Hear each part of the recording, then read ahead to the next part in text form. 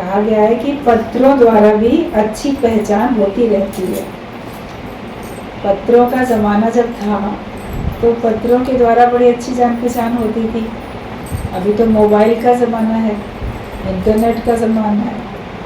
अभी mobile, internet, Facebook, क्या क्या सबके थ्रू जान पहचान लोग करते रहते हैं। अजनबी लोगों से भी करते रहते हैं, उनके बारे में ठीक से जानते भी नहीं, पहचानते भी नहीं, कहाँ रहते हैं वो लोग, कौन है, असली नाम क्या है, पता ही नहीं होता।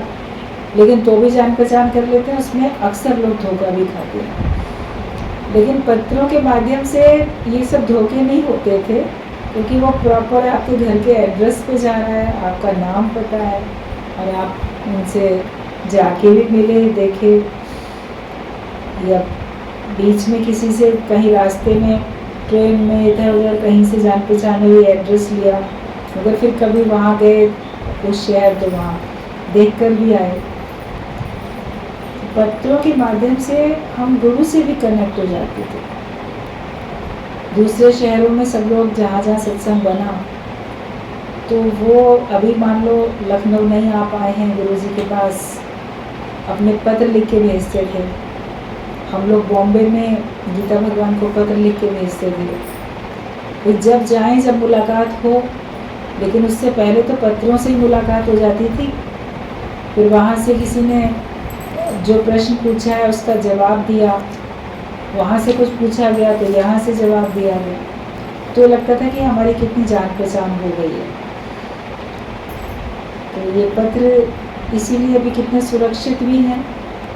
वाणी को, पत्रों को एक बुक के फॉर्म में अगर मान लो रखा और हम सबके हाथों में है, सुन रहे हैं, तो ये सुरक्षित हो गई ना ये वाणी। ऐसे मौखिक बोलने में पूरा याद रहे ना रहे, लेकिन लिखा हुआ तो बिल्कुल एकदम पक्का हो जाता है। तो यही बताया गुरु जी ने कि पत्रों द्वारा भी अच्छी पहचान होती रहती है, सब जानते पहचानते हैं। फिर जब कोई सामने आता है तो लगता है अच्छा ये वो है जिसके इतने पत्र आते थे। आज सत्संग में बात चली कि सब कहते हैं सभी जगह ऐसा ही ज्ञान है। उस पर उत्तर मिला कि ज्ञान भले ही एक सा हो, पर कोई भी गुरु हमें माया रहित, मायातीत नहीं करता, हमारी इतनी संभाल नहीं करता। जो निष्काम प्यार गुरु एक एक को यहाँ देता है, ऐसा निष्काम प्यार कहीं भी नहीं। कई लोग आते थे सत्संग में, तो कभी कोई बोलता था जैसा सत्संग यहाँ होता है वैसे ही सत्संग फलाना भी संत बोलता है, वैसे ही सत्संग तो वहाँ भी होता है। क्योंकि अक्सर कई लोग ऐसे होते थे जो कोई ना कोई ऐसे गुरु ऐसे लेके धारण किए होते थे, गुरु को, गुरु मंत्र लेके, या किसी और जगह भी जाके सुनते थे। मुझे सत्संग तो सब जगह देखो एक से ही चलता है, वहाँ भी वो वाले संत भी यही वाणी बोलते हैं, उधर भी वो लोग भी ऐसे ही बोलते हैं। ज्ञान में तो कोई अंतर नहीं है, ऐसे ही बात है, एक से ही ज्ञान है। हम यहाँ सुन लें या वहाँ सुन लें, कहीं भी सुन लें। तो जिनको केवल सुनने से मतलब है उनके लिए तो सब जगह एक से ही है, क्योंकि उनको सिर्फ सुनना है, कानों का रस लेना है। तो जब ऐसे बात हुई कि वहाँ भी एक सा ज्ञान है, यहाँ भी एक सा ज्ञान है, ज्ञान तो एक सा है, तो उसके उत्तर में बात बताई गई कि ज्ञान तो सब जगह एक सा हो सकता है, लेकिन सब जगह गुरु एक सा नहीं हो सकता जो हमारी इतनी संभाल करे। यहाँ पर निष्काम प्रेम है, निष्काम ज्ञान है, निष्काम प्रेम है, और गुरु हमारे ज्ञान की संभाल करता है, एक एक के ऊपर निगाह रखता है।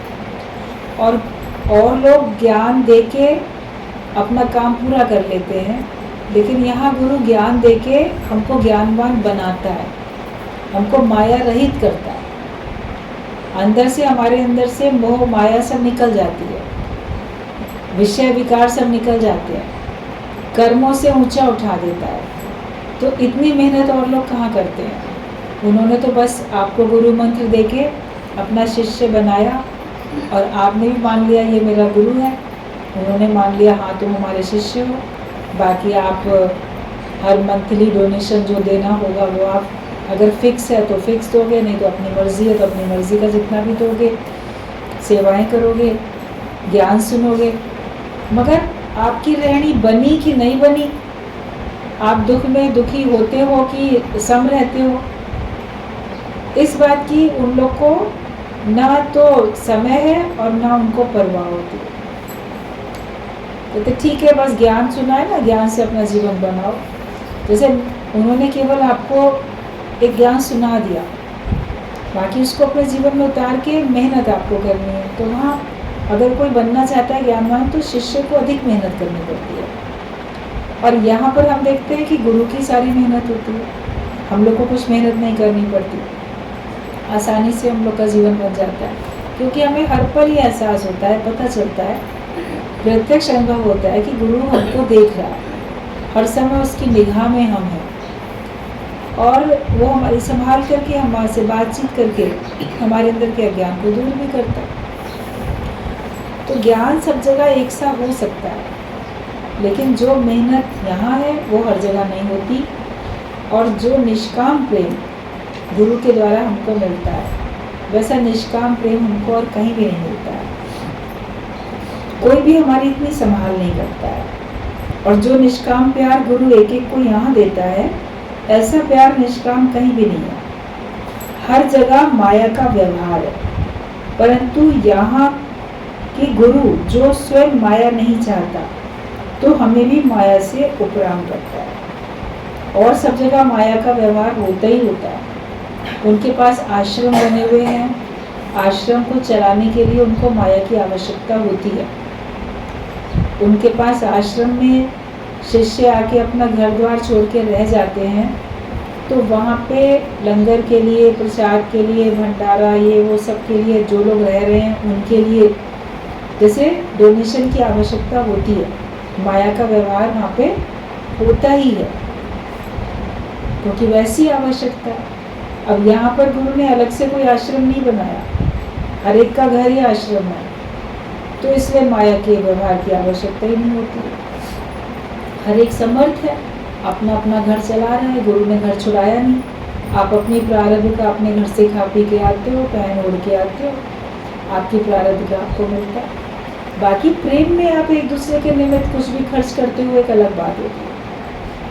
कभी कहीं गए हैं प्रेम में, कभी किसी ने किसी के ऊपर कोई खर्चा किया, कभी किसी ने किया, कभी आपने किसी का कोई ओकेजन है तो आपने कुछ लिया दिया, वो एक अलग बात हो जाती है। लेकिन ऐसे नहीं है कि माया का व्यवहार सकता हो कि हमें जाना है तो हमको पैसा वहाँ डालना ही डालना है, दान पात्र रखे हुए हैं, वहाँ पे हमको दान देना ही देना है, क्योंकि सब अपने अपने प्रारब्ध में खुश है।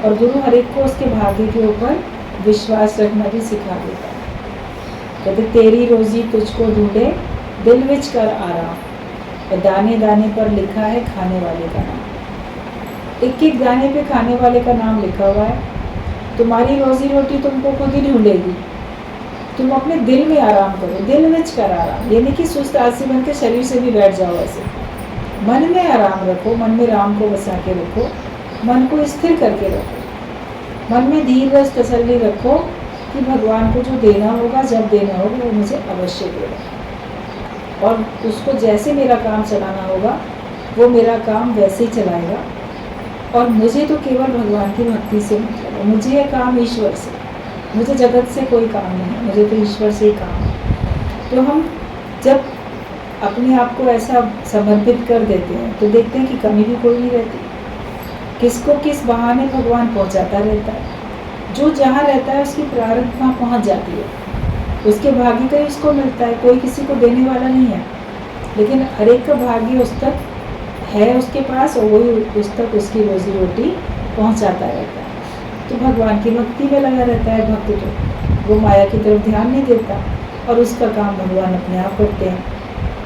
तो यहाँ गुरु स्वयं माया नहीं चाहता तो वो हमें भी माया से उपराम करता है। अगर वो खुद माया चाहे तो तुमको माया में फंसाए, लेकिन गुरु तो तुमको माया से उपराम करता है। माया तो अपने मालिक को खुश भी नहीं कर सकती है, और फिर तृष्णा भी बढ़ती ही जाती है। गुरु ही संतोष में जीना सिखाता है। जो माया है वो कभी अपने मालिक को खुश नहीं करती है। आपकी धन संपत्ति से दूसरे लोग भले खुश जाएंगे, लेकिन तुम नहीं हो पाओगे। तुम चिंता में ही रहोगे, तुम परेशानी में ही रहोगे, तुम बहुत धन कमाने में अपने को तकलीफ़ में डालते चले जाओगे, और सब कुछ तुम्हें मिल भी जाएगा तो भी तुम देखोगे मन खुश नहीं है, क्योंकि माया अपने मालिक को कभी खुश रख नहीं पाती है। उसको मच वांट्स मोर, और चाहिए का एक अंदर में रहता है। तृष्णा कभी पूरी नहीं होती, जितना मिलता है उतना उसको कम लगता है, ये मिले वो मिले, तो असंतुष्टि रहती है। माया मिलने में आपको संतुष्टि नहीं आती, ज्ञान मिलने में संतुष्टि आती है। ज्ञान से आपके अंदर में संतोष धन आ जाता है। फिर जितनी माया होती है उतनी आपको अच्छी लगती है, उतनी आपके लिए लगता है बहुत ठीक है। तो माया अपने मालिक को खुश नहीं कर सकती है, और फिर तृष्णा भी बढ़ती चली जाती है। लोभ लालच तृष्णा बढ़ती चली जाती है, और चाहिए। तो इसलिए मन खुश रहता ही नहीं, जो मिला उसमें मन खुश नहीं रहता। गुरु ही संतोष में जीना सिखाता है। माया मेरे राम की क्षण आवे क्षण जाए, मतलब माया जो मेरे राम की है वो एक क्षण में आती है और एक क्षण में वो चली जाती है। माया का कुछ पता नहीं, आएगी और चली जाएगी, लेकिन एक झलक भी तुमको दिखा के जाएगी। थोड़ा भी देर तुम्हारे पास माया रहेगी तो तुम उसके लिए फिर हमेशा ज़िंदगी भर रोते रहोगे। एक बहुत अच्छा दृष्टांत सत्संग में चलता है कि एक मछली पकड़ने वाला था मछुआरा, तो वो गया समुद्र के किनारे, उसने समुद्र में जाल डाला और वो इधर किनारे पे बैठा था। तो उसने क्या देखा, समुद्र में तो लहरें आती रहती हैं, तो लहरें आई, एक लहर आई तो उस लहर के साथ बहुत सारे ऐसे मोती भी आ गए। कुछ समुद्र में होते हैं मोती माणिक, सब होते हैं समुद्र में। तो उसने देखा कि ऐसे समुद्र की लहरों के साथ देखा तो कुछ मोती भी आ गए, मणियाँ आ गई, मोती आ गए, तो बड़ा खुश हुआ। मगर यह कि उनको उठा नहीं रहा है, फिर इसमें बालू भी है इतनी, अब अगली लहर आएगी ना तो इसकी बालू हट जाएगी, तब उठा लूँगा। तब तक दूसरी लहर आई तो वो जो आके गई तो उनको वापस बहा के ले गए, मोतियों को। अब पछताने लगा, बहुत पछताने लगा, रोने लगा कि अरे घर जाके धोता था, भाई मोती उठा लेता तो मैं घर जाके धो लेता, मैंने ऐसा क्यों किया। ऐसे रोने लगा बहुत। घर जाए ना, वहीं पे बैठा रो रहा है। अब माया ने तो एक झलक दिखाई ना, अभी उसकी थी भी नहीं वो, लेकिन उसने देखा, उसके पास आई है और फिर चली भी गई है, तो वो उसमें ही समझने लगा ये मेरे लिए आई थी, मेरी थी, और ये मेरा लॉस हो गया, उसमें वो रो रहा है। फिर पत्नी जो थी वो ढूंढती हुई आई, देखा पति रो रहा, सिर ढूंढ के पछता रहा। तब उसने पूछा कारण पता चला तो वो भी रोने लगा। अरे बालू समेत ले आते थे, बालू समेत लाते थे, वो ऐसे करके रोने लगी। वो तो कह रहा है मैंने बेकार ही धोने के लिए बैठा, नाहक धोया। वो कह रहा बालू समेत ही ले आते थे। वो भी वहीं पे पछतावा कर रही है, रो रही है। बच्चा स्कूल से आया, देखा ना माँ ना पिता, घर में है ही नहीं कोई। वही पहुंच गया, उसको पता था किस जगह पे जाते हैं मछली पकड़ने। वहाँ गया, माता पिता दोनों ही रो रहे। तो जब बात पूरी सुनी तो वो भी रोने लगा। अब मछुआरे ने तो अपनी आँख से देखा भी था मोतियों को, उसकी पत्नी ने आँख से देखा भी नहीं था, केवल पति से सुना। बच्चे ने आँख से देखा भी नहीं था, केवल माता पिता से सुना कि ऐसे ऐसे आए थे हीरे मोती और वो चले गए। तो वो फिर रोने लगा। एक बोल रहा ना बेकार धोया, नाहक धोया, नाहक धोता। एक बोल रहा बालू समेत लाना था, बालू समेत लाना था। एक बोल रहा घर आके धोना था, घर आके धोना था। तो तीनों ही अपना पागल बन के रो रहे। संत आया वहाँ से, क्या बात है, तुम लोग क्यों रो रहे हो? अब जब बात पूछी तो संत कहता है तुम लोग रोना बंद करो, माया ने तुमको कैसा पागल बना दिया। एक झलक उसकी देखी, तो तुम इतने पागल बन गए हो। वो माया एक झलक दिखा के गई, तब तुम्हें इतना दुख हो रहा है। अगर वो माया तेरे घर पहुंच जाती तो तुम्हें कितना पागल बनाती, जो एक झलक दिखा के तुमको पागल बना के चली गई। तो अच्छा ही हुआ तुम्हारे घर नहीं गई है, चुपचाप अपने घर जाओ। तो मन क्या सोचता है कि जो कुछ मेरे सामने आई वो चीज़ मेरी है। एक भजन बड़ा अच्छा सत्संग में चलता है, मैं नहीं मेरा नहीं, ये तन प्रभु का है दिया, ये किसी का है दिया, जो भी तेरे पास है वो किसी का है दिया। तो उसमें एक लाइन आती है कि सब तो दिया जैसे भगवान ने, देने वाले ने दिया, वो भी दिया किस शान से। भगवान तुमको देता है तो कितनी शान से देता है तुमको। और लेने वाला कह पाके क्या करता है, मेरा है, वो कह उठा अभिमान से। भगवान तो बड़े शान से अच्छे से तुमको देता है, और पाने वाला मेरा है कह उठा बड़े अभिमान से। वो बड़े अभिमान से कह देता है कि मेरा है। दिया भगवान ने। जब तक भगवान ने नहीं दिया होता तो सब कहते हैं क्या करें, भगवान ने ना हमको दिया ही नहीं, भगवान ने हमको अच्छा भाग्य नहीं दिया, भगवान ने हमको धन नहीं दिया, भगवान ने हमको संपत्ति नहीं दी, नौकरी नहीं दी, या किसी का विवाह नहीं होता तो भगवान ने हमको पति नहीं दिया या पत्नी नहीं दी। किसी की संतान नहीं होती है तो बोलेंगे भगवान ने हमको संतान का सुख ही नहीं दिया। भगवान ने नहीं दिया, क्या करें, संतान का सुख भगवान ने नहीं दिया। तो जब नहीं मिलता है तब तो कहते हो भगवान ने नहीं दिया, फिर जब दे दिया तो भगवान ने तो दिया ना, किसी और ने तो नहीं दिया, दिया तो भगवान ने। लेकिन तब ये नहीं कहते भगवान ने दिया है, भगवान का है, उसने अपनी चीज़ तुम्हें दे दी। तब बोलेंगे मेरा। ये देने वाला इतने बढ़िया तरीके से तुमको देता है, निरभिमानी होके भगवान तुमको देता है, तुम्हारे ऊपर एहसान जताता हुआ नहीं देता भगवान। वो इस तरीके से तुमको देता है कि तुमको लगता है तुम्हारा ही है ये, और तुमने इसको अपनी मेहनत से हासिल किया। तो मेरा है कह उठा अभिमान से। जो पाने वाला है वो ये चीज़ मेरी है, इस बात को बड़े अभिमान के साथ वो कह देता है। लेकिन जो भी कुछ हमको दिखाई दे रहा है वो सब है तो भगवान का दिया हुआ। आप सत्संग में आके बैठते हो, योग लगाते हो, अपना ध्यान समाधि लगाते हो, साधना करते हो, मन को साध रहे हो, इंद्रियों को वश में कर रहे हो, तो जो भी कुछ साधन आप करते हो वो साधन भी तो भगवान ने दिया है ना।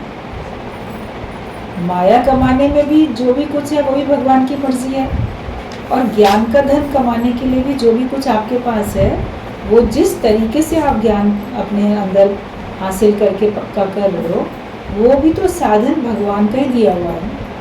उसमें भी अहंकार कैसे करोगे कि मैं कर रहा हूँ। भगवान की मर्जी नहीं होती तो तुमको सत्संग का दूर दूर तक अता पता भगवान ना बताता, लेकिन सत्संग का पता अगर तुमको चला है तो ये भगवान की मर्जी से तुमको संदेश पहुँचा, और भगवान ही कोई ना कोई रूप में तुमको ज्ञान दे रहा है। भगवान ही तुम्हारे अंदर किसी ना किसी भावना में बैठ के ज्ञान पक्का करा रहा है। मैं पक्का कर रहा हूँ ये भी नहीं, भगवान तेरी स्मृति में है। भगवान ने कहा स्मृति भी मैं हूँ, ये भी मैं हूँ, वो भी मैं हूँ। तो भगवान ही सुन रहे हैं, तो भगवान ही तुमको याद, भगवान ही याद करता है और सब भगवान ही करा रहा है। ये सब बात इसलिए कही जाती है ताकि तुम अभिमान ना करो। अभिमान करोगे तो गिरावट है, अभिमान करोगे तो जन्म मरण का चक्कर है। तो निरभिमानी होने के लिए आपको हर जगह भगवान को आगे रखना है। भगवान ने हमको निरभिमानी बनाने के लिए अपनी उपस्थिति जहाँ तहाँ बता दी, इधर भी मैं हूँ, उधर भी मैं हूँ, सब तरफ मैं ही मैं हूँ। तो है तो सब उसी का दिया हुआ, उसी का समझ के रहेंगे तो हम खुश रहेंगे। तो सब माया जो है मेरे राम की खिण आवे खिण जाए, मतलब कि माया मेरे भगवान की है, वो एक पल में आती है, एक पल में चली जाती है। एक लहर से वो हीरे मोती आए और दूसरी लहर से चले गए। तो आपके जीवन में भी कभी बड़े सुख आ जाते हैं, एक लहर आती है सुख की, फिर कभी भगवान की मर्जी होती है सारे वो चले भी जाते हैं। आज सच झूठ की परख गुरु ने हमें दी है। अगर आप ज्ञानवान बने हो तो क्या सच है क्या झूठ है इसकी परख तो तुमको मिल गई, वरना माया को ही सच समझ के सब बैठे होते। सब ये समझते थे यही सत्य है, संसार सत्य है, माया सत्य है, मैं जो अपने को देह मानता हूँ, शरीर, ये सत्य है, इसमें जो शक्ति है, सत्ता, शारीरिक बल, बौद्धिक बल, जो भी बल है वो ही सच है। लेकिन वो बल सब भगवान का है, बलवानों का बल भी मैं हूँ। भगवान ने ये बात कही है भगवद गीता में। जिस प्रकार का भी बल तुम्हारे पास है वो सब भगवान ही है, लेकिन भगवान से अलग हम मानते हैं तो फिर हम अभिमान में पड़ते हैं। फिर वो तो एक पल में, कभी आप देखो आप बल से निर्बल भी हो जाते हैं। एक बीमारी आई, आपकी सारी शक्ति चली जाती है। बहुत काम करते हैं, बहुत काम करते हैं, ज़रा सा बुखार आया, छोटी सी बीमारी भी, आप नहीं कर पाते काम, आपको दूसरे का सहारा पकड़ के, हाथ पकड़ के चलना पड़ता। तो परमात्मा ही तो चला रहा है। अगर जीवित हो, भगवान की मर्जी है, आप अपना खुद चल रहे हो। लेकिन जीवित हो, भगवान की मर्जी नहीं है, आपके हाथ पैरों की शक्ति खत्म, आप वॉकर से चलोगे, छड़ी लेके चलोगे, व्हील चेयर पे चलोगे, फिर प्राण चले जाएंगे तो फिर आपको कितने लोग उठाएंगे? वो भी लगातार नहीं उठा पाएंगे, थकेंगे। तो कैसे भगवान ही तो सबको चलाने वाला है। तो माया तो एक पल में आती है, एक पल में जाती है, लेकिन इसमें संसार में हम सच क्या है, झूठ क्या है, इसको हम पहचान लेते हैं गुरु का ज्ञान सुन के। सत्संग में आके हमको पहचान पड़ जाती है। मन व आत्मा दो अदृश्य चीजें गुरु ने ही दिखलाई हैं। तो मन ख्याल है, अब ख्याल दिखाई थोड़ी देते हैं, आपको अपने मन का भी कई बार पता नहीं होता, लेकिन अब आपको प्रत्यक्ष पता चलता है ये मेरा मन है जो मुझे अटका रहा है, मुझे कहीं भटका रहा है, मुझे आनंद में नहीं रहने देता। तो ये मन है, मतलब मन के ख्याल ऐसे हैं, मेरे ही से उत्पन्न है, मेरे जीवा वाले ख्याल जो कि मुझे तंग कर रहे हैं। तो इस मन का पता हमको चलता है, वरना हम बोलते परिस्थितियाँ तंग करती हैं, व्यक्ति तंग करते हैं, लेकिन ये नहीं पता मेरे अपने अंदर के ख्याल मेरे को तंग करते हैं, मेरी अपनी इच्छाएं मुझे तंग करती हैं। और आत्मा भी दिखाई नहीं देती, किसी को भी आत्मा अपने नेत्रों से दिखाई नहीं दे सकती, लेकिन ज्ञान से आपको प्रत्यक्ष अनुभव होता है कि है ही सब तरफ आत्मा। आप शरीर को देखते हुए भी आप उस आत्मा का अनुभव कर पाते हो। पिक्चर देखते समय भी आप उस पर्दे को याद रख पाते हो जिसकी सत्ता से वो पिक्चर चल रही है। तो हर समय आपको भगवान याद है, हर समय आपको परमात्मा याद है, हर समय आत्मा याद है। तो जैसे कि आपने वो चीज़ें देख ली हैं, तो मन और आत्मा दो अदृश्य चीज़ें गुरु ने दिखलाई हैं। और सर्व से प्यार करना सिखाया। सबसे प्यार करना आता नहीं था, अपने वालों से करेंगे, दूसरों से नहीं करेंगे। जो हमें प्यार देगा या सुख देगा उनसे प्रेम करेंगे, जो हमको सुख नहीं देता उससे नहीं करेंगे, जो कहना मानेगा उसको प्रेम करेंगे, कहना नहीं मानेगा तो नहीं करेंगे। ये सब अज्ञानता में होती थी बातें, लेकिन अब सर्व से प्यार करना गुरु ने सिखा दिया। सबसे कोई बुरा नहीं है भले मन के वास्ते। आपका मन भला हो गया तो आपके लिए कोई बुरा है ही नहीं। आप सबको अपना आप जानते हो और सबको देख के आप खुश होते रहते हो। तो सबसे प्यार करना आता नहीं था पहले, लेकिन अब आप देखोगे कि आपके मन में किसी के लिए द्वेष नहीं है, आपके मन में किसी के लिए नफरत नहीं है।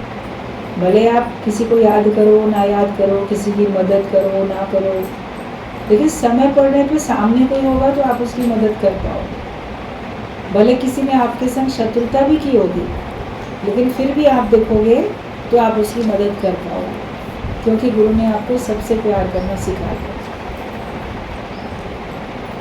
ऐसा जीवन बन जाता है। जब कोई नया आता है तो उसको लगता है कि ऐसा तो नहीं कर पाएंगे, जिसने हमारा नुकसान किया हम उसका भला कैसे कर सकते हैं। लेकिन ये ज्ञान है जो आपके अंदर बस जाता है और आपको वो इतना बदल देता है कि आप फिर ऐसा कर पाते हो। ज्ञानियों की तरीके का व्यवहार आपके द्वारा हो पाता है। आपको भी आश्चर्य लगेगा कि हम तो ऐसे नहीं थे, अब हम कैसे सबको माफ़ कर पाते हैं और हम किसी की मदद करके भूल पाते हैं, कर्तापना भी नहीं आता।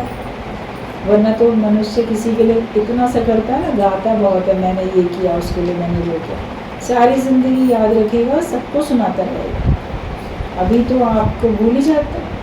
लोग बोलेंगे आपने हमारी इतनी मदद की थी, आप बोलोगे हमें तो याद नहीं, हो सकता है कि हो ध्यान नहीं, सचमुच में भूल जाता, क्योंकि कर्तापना आपके अंदर से खत्म हो चुका है। तो ये सबसे प्यार करना तो गुरु ने सिखाया। हर समय मुस्कुराते रहो, एक ही काम करना है, तुम्हें हर समय मुस्कुराते रहना है। किसी को देखो तो मुस्कुराते रहो, किसी को एक शब्द बोलो तो पहले मुस्कुराओ, उसके बाद शब्द बोलो, जो भी बोलना हो, और अपना फेस रखो हमेशा स्माइलिंग। मुस्कुराता चेहरा सबको अपनी ओर आकर्षित करता है, मुस्कुराता चेहरा सबको पसंद आता है। अगर हम सबकी पसंद का बनना चाहते हैं, सारा संसार मुझे पसंद करे, तो अपने चेहरे पर मुस्कुराहट रख लो बस, जैसे कि एकदम निश्चल, बिना छल कपट वाली मुस्कुराहट, सरल ऐसी मुस्कुराहट रखो, सहज, कि तुम्हारा एक अंदर से मन प्रसन्न है तो तुम्हारे चेहरे पर मुस्कुराहट दिखती रहती है। तो हर समय मुस्कुराते रहो। Smile miles of miles, you smile, ऐसा मुस्कुराओ कि मीलों तक तुम्हारी मुस्कुराहट चली जाए, मतलब कई मील दूरी पे भी कोई हो, वो भी आपकी मुस्कुराहट को याद करके मुस्कुराता है। आप कभी किसी को याद करो कि वो कितना हंसमुख व्यक्ति है, वो कितना मुस्कुराता रहता है, तो आप कहीं भी हो, किसी भी कोने में हो दुनिया के, आप जैसे उस व्यक्ति को याद करोगे, उसका मुस्कुराता चेहरा आपकी कल्पना में आंखों के आगे आएगा, तो आपके अंदर से भी मुस्कुराहट आ जाएगी, आपका भी मन भी मुस्कुराएगा, आपका चेहरा भी मुस्कुराने वाला बन जाएगा। फिर कोई पूछेगा अरे तुम बैठे बैठे क्यों मुस्कुराने लगे, आप बोलोगे ना हमको ना फलाने की ध्यान आ गया, वो बड़ा हंसमुख व्यक्ति है, वो बड़ा मुस्कुराता रहता है, उस जैसी उसकी याद आई तो हमको भी मुस्कुराना। गुरु के साथ आपका प्रेम है, उसको याद करके तो मुस्कुराओगे, जिनके साथ प्रेम नहीं उनको याद करके नहीं मुस्कुराओगे, लेकिन जो बहुत हंसमुख रहता है, मुस्कुराता रहता है, उसको याद करके आप ज़रूर मुस्कुराओगे। और मुस्कुराने वाले के शत्रु नहीं होते हैं, होते भी हैं तो शत्रुता उससे रख नहीं पाते, क्योंकि वो अपने अंदर में नहीं रखता है शत्रुता। तो आप मुस्कुराते ही रहो, और मीलों मील तुम्हारी मुस्कुराहट पहुंच जाए, तुम्हारी मुस्कुराहट की चर्चा दूर दूर तक हो जाए। You laugh and the world will laugh with you, तुम हंसोगे तो सारा संसार तुम्हारे साथ हंसेगा, तुम खुश रहोगे तो सारा संसार तुम्हारे साथ खुश रहेगा। कोई पिकनिक पार्टी होती है, कहीं कोई घूमने जाता है, कभी घर में कोई फंक्शन करता है, तो जितने हंसमुख लोग होते हैं उनको बुलाना पसंद करता है, और हंसने वाले कुछ बात बता रहे हैं, कोई चुटकुला बता रहे हैं, कोई बात कह रहे हैं, तो सब लोग उनके साथ कितने ठहाके लगाते हैं, सब हंसते हैं ना। लेकिन अगर तुम रोने वाले हो, हर समय रोते रहते हो, तो कोई तुमको नहीं बुलाना पसंद करेगा। या मान लो तुम हो साथ में और तुम रोने लगे, तो तुम्हारे संग बैठ के सब लोग रोने शुरू कर देंगे, तुमको चुप कराने की कोशिश करेंगे, लेकिन रोने वाले के संग रोएंगे नहीं, हंसने वाले के संग तुम हंसेंगे। तो अगर आप चाहते हो संसार तुम्हारा संग करे, तुम्हारे संग रहे, तुमको साथ दे, तो उसके लिए तुमको अपना हंसमुख जीवन बनाना पड़ेगा। क्योंकि जिंदगी जिंदा दिली का नाम है, मुर्दा दिल क्या काट जिया करते हैं। जिंदगी होती ही जिंदा दिली का नाम है, जो जिंदा दिल रहता है, मतलब खुश मिजाज, मुस्कुराता हुआ, खुश, उसी की ज़िंदगी सच्ची ज़िंदगी होती है। और आपके अपने जीवन में खुशी नहीं है, मुस्कुराते नहीं हो, हंसते नहीं हो, तो आपको खुद अपनी ज़िंदगी मौत के बराबर लगती है। लगता है जैसे मैं तो जीवित ही मरे हुए के समान हूँ, क्योंकि आपके अंदर प्रसन्नता नहीं है, आपके अंदर खुशी नहीं है, तो आप अपने को जीवित होते हुए जीवित नहीं मान पाते। और जीवित वही मान पाता है जो वास्तव में प्रसन्नचित्त है, और प्रसन्नचित्त वाले को परमात्मा शीघ्र मिल जाते हैं, जल्दी मिलते हैं। तो जिंदगी तो होती ही जिंदा दिली का नाम है। आप हर एक के दिल को जीत सकते हो अपने हंसने मुस्कुराने के स्वभाव से, दूसरे को प्रसन्न करने के स्वभाव से आप हर एक का दिल जीत सकते हो। और जब सब आपको प्रेम करेंगे तो आपको फिर किसी चीज़ का अभाव महसूस भी नहीं होगा। मुझे प्यार करने वाले इतने लोग हैं, मेरे साथ इतने लोग हैं, सब मुझे पसंद करते हैं, आपको उसी में खुशी मिलती चली जाएगी। तो you laugh and the world will laugh with you. If you weep alone.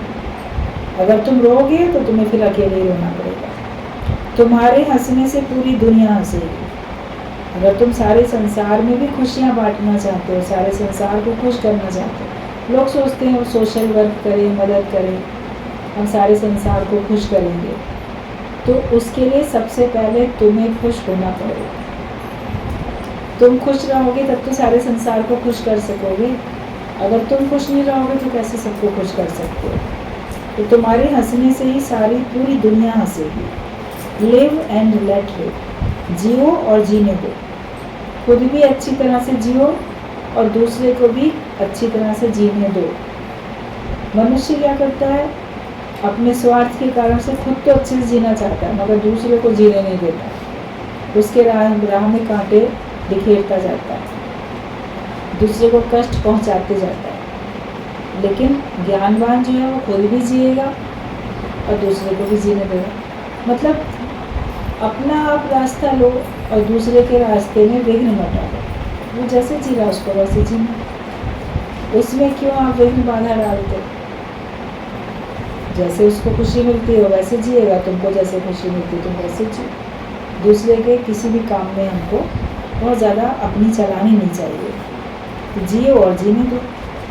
और फिर गुरु तो सच्चा कहता है I may die that you may go. जो सच्चे गुरु होते हैं वो तो ये कहते हैं कि भले मुझे मरना पड़े लेकिन तुमको तो सच्चा जीवन मिल जाए। देखिए जियो और जीने दो। ये हम भी जी रहे हैं, तुम भी जियो, ना तुमको मेरे से मतलब ना मुझे तुमसे मतलब। तुम्हारी अपनी दुनिया अपना रास्ता, मेरा अपनी दुनिया अपना रास्ता। लेकिन जो ब्रह्मज्ञानी होता है वो बोलता है कि तुमको प्रसन्न करने के लिए अगर मुझे कष्ट सहना पड़ा तो मैं कष्ट सहने को तैयार हूँ। ये उसकी भावना होती है कि सारे लोग तो बच जाएं, भले एक मेरे प्राण चले जाएं लेकिन इतने सारे लोग तो बच जाएं। हमारा अपना नुकसान हो जाए मगर मैं कई लोगों को नुकसान से बचा तो सकूं। ऐसी उसकी भावना होती है। अपनी कुर्बानी करके ब्रह्मज्ञानी हम सबका जीवन बनाता है। हर एक को अपने सुखों की कुर्बानी करनी पड़ेगी तभी आप समान हो सके। आप गुरु के समान बनना चाहते हो, आप समान होना चाहते हो, लेकिन आप समान होने के लिए हर एक को अपने सुखों की कुर्बानी करनी पड़ेगी। अगर तुम्हारी सुख बुद्धि है मुझे सुख मिले, मुझे कैसे सुख मिलेगा, ये अगर आपकी बुद्धि में है तो आप ब्रह्मज्ञानी के जैसे नहीं बन सकते। आप समान बनने के लिए आपको अपने सुखों की तो तिलांजलि देनी पड़ेगी। एक तरफ अपने सुखों को किनारे करना पड़ेगा, वरना हर एक अपने सुख के लिए जी रहा है। गर्मियाँ हैं तो अपने घर में ठंडक में बैठा है, मेरे घर में तो एसी है, कूलर है, बत्ती कभी जाती नहीं, इन्वर्टर लगा है, मैं तो आराम से गर्मी में घर से बाहर नहीं निकलूँगा। कौन धूप में जाए, लू में जाए। सत्संग में जाने में भी बाहर का हमें गर्मी लगेगी तो अपने सुख के लिए बैठे। सर्दी में भी अपने सुख के लिए घर में बैठ गए, बरसात में भी अपने सुख के लिए बैठ गए। बाहर का मौसम जैसा हुआ तो उस हिसाब से आपके घर में तो सुख है, सुविधाएं हैं, तो आप नहीं निकलोगे। अपना सत्संग का सुख लेने के लिए भी नहीं निकलोगे तो दूसरे को सुखी करने के लिए तो बिल्कुल नहीं निकल सकते। निष्कामी जो होगा वो तो सर्दी गर्मी की परवाह नहीं करेगा, वो तो दूसरों को ज्ञान सुनाने के लिए, दूसरे की मदद करने के लिए अपने सुख को किनारे करके वो जाएगा, मदद करेगा सबकी जाके। और ज्ञान से ही सच्ची मदद होती है हर एक की। फिर आप कहीं भी जाते हो, लोकारीति में गए तो अपने सुख के लिए, सुख मिलता है तो जाते हो, किसी के साथ नाता रिश्ता जोड़ते हो, सुख मिलता है तो उससे जोड़ के रखते हो, नहीं सुख मिलता है तो उससे तोड़ देते हो। तो संसार में व्यक्ति अपने सुख के लिए जी रहा है और वही प्रवृत्ति कि मुझे सुख कैसे मिले, मैं सुखी कैसे रहूं, ये प्रवृत्ति अगर तुम्हारी है तो तुम ब्रह्मज्ञानी के जैसे नहीं बन सकते। ब्रह्मज्ञानी होने के लिए अपने सुखों को भुलाना पड़ता है कि हमें अपने सुख की परवाह नहीं है। हम ज्ञान के कार्य के लिए आगे बढ़ जाते हैं और गुरु की आज्ञा मान के चल पड़ते हैं। जो होगा देखा जाएगा। लगन सतगुरु से लगा बैठे, जो होगा देखा जाएगा। अभी मैं हूँ, मैं अलग हूँ कुछ, और मुझे अपना सुख चाहिए। मैं दुख नहीं चाहता, मैं परेशानी नहीं चाहता, मैं अपमान नहीं चाहता। तो मैं हूँ अभी, तो मैं ये सब चाह रहा हूँ। मैं सहूलियत चाहता हूँ, मैं अपना नाम चाहता हूँ। तो ये सब सुख के लिए तो करते। तो कैसे फिर आप समान बनेंगे? संत करे आप समान। संत तो सारे द्वंद्वी जोड़े से ऊपर है। उसको कोई कुछ भी बोल दे, कैसा भी शब्द बोल दे, उसको असर नहीं होगा, वो दुखी नहीं होगा। उसको कोई कैसा भी स्पर्श करे, उसको असर नहीं होगा। उसके सामने कैसा भी रूप आ जाए, उसको असर नहीं होगा। शब्द, स्पर्श, रूप, रस, गंध कैसा भी उसके सामने आए, वो उसके प्रभाव में नहीं आता। तभी वो ब्रह्मज्ञानी है। द्वंद्वी जोड़े उसके जीवन में भी आते हैं। आप सोचो, गुरु के जीवन में तो दुख आए नहीं होंगे, तो तुमने उसका जीवन क्या बचपन से लेकर आज तक का देखा है? इतना ऑब्जर्व किया है क्या तुमने? या इतना संग करते हो? संग करो तो लगेगा वो तो हर समय 5 अग्नि के बीच में तप रहा है। ब्रह्मज्ञानी के पास तो हर समय चारों तरफ आग जल रही है, उसके बीच में वो बैठा है, लेकिन शांति शीतल होकर बैठा है। चारों तरफ की अग्नियाँ उसको तपा नहीं पा रही। तुमको तो ज़रा सी हल्की सी भी लपट आँच की लगेगी तो झुलसोगे बिल्कुल। अरे हमको तो बड़ी परेशानी हो गई, हम तो इस जगह बैठना ही नहीं चाहते। लेकिन ब्रह्मज्ञानी का जब संग करोगे, ऑब्जर्व करोगे उसको, तब जानोगे कि मन को मोड़ता है वो, तभी वो निज सुख में रह पाता है। निज सुख निर्मल सो ही पाए जो मन को मोड़े मोड़। जो व्यक्ति मन को मोड़ नहीं पाता, वो अपने आप को सुखी रख भी नहीं पाता। तो आप अपने सुखों को छोड़ो और ज्ञान के कार्य में अपने को लगा दो। हर एक को अपने सुखों की कुर्बानी करनी पड़ेगी, तभी आप समान हो सकेगा, तभी वो आप समान हो सकता है। तो बनना तो चाहते हो भगवान के जैसे, बनना तो चाहते हो गुरु के जैसे, मगर उसके लिए कदम बढ़ाओ। जितना कदम बढ़ाओगे, आगे आगे और कठिन परीक्षा आएगी, तभी तो आप नीचे उठोगे। कभी रेस होती है ना, बच्चों की भी रेस होती है हाई जंप के लिए, तो दौड़ते दौड़ते ना एक बैरियर लगा होता है थोड़ी सी ऊंचाई पे। दौड़ते दौड़ते उसको जंप दे के बच्चे आगे बढ़ते हैं, दौड़ते रहते हैं। उसके आगे उससे थोड़ी ज़्यादा हाइट का होता है, फिर आगे उससे भी ज़्यादा हाइट का होता है कि पहले आपने हाई जंप इतनी दे ली और आगे बढ़ना है तो और हाई जंप दो, फिर और हाई जंप दो। ऐसे ट्रेनिंग देते हैं कुत्तों को भी, घोड़े को भी, सबको ट्रेनिंग दी जाती है।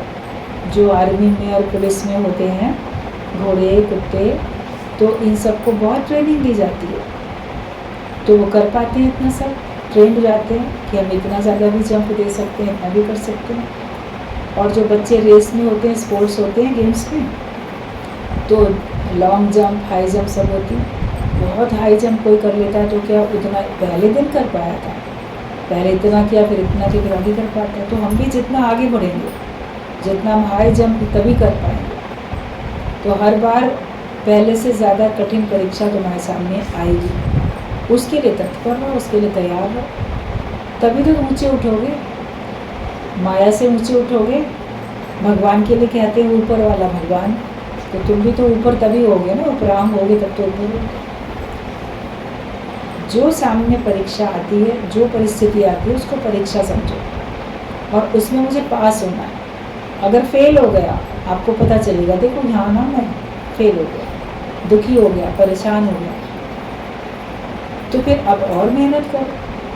अफसोस करने के बजाय मेहनत करो कि अगली बार ऐसी परीक्षा आएगी तो मैं उसमें पास होकर देखूँ। अपने से बहुत मेहनत हर एक को करनी है।